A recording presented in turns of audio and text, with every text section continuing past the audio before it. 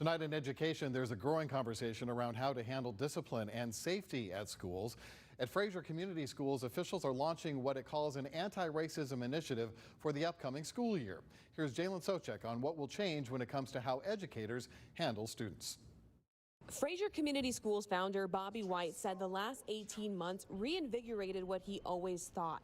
A bolder approach to education was needed. With George Floyd and Breonna Taylor and Ahmaud Arbery and some of the things that just happened politically with the partisanship in our country, I thought that we needed to take a stand and be a bit bolder. White said the new anti-racism initiative launched by FCS aims to make the schools more equitable for black students and students of color by eliminating systemic racism that exists in schools. Black Lives Matter. Why is there even why do we even need to have a slogan like that?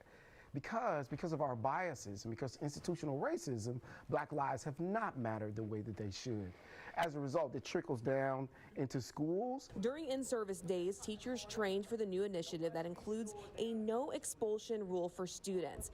FCS said it will focus on restorative practices instead of punishment to ensure students don't get suspended for minor incidents. If you change the narrative around from discipline being punishment to discipline being for teaching, then that really changes how you approach it. FCS Executive Director Brett Lawson said they added a restorative practice specialist at each school who can help students dealing with trauma work through their issues. To take discipline to a different direction and really think about it in terms of trauma and all the things that kids have been through, you really have to dig into what happened to this child. A school resource officer will also no longer be at Westside Middle. Lawson says this is to support a reduction of the school to prison pipeline. When you walk in the door, you're going to see loving principals, loving teachers.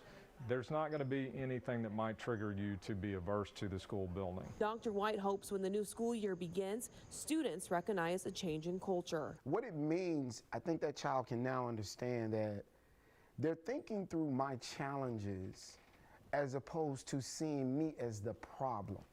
So here's what we have to recognize. The institution is the problem, not the child. Frayser Community Schools said they also revitalized their parent groups. They've had meetings over the summer. They're trying to get those parents more involved, as well as make sure that their voices are also heard. In Frayser, I'm Jalen Sochek.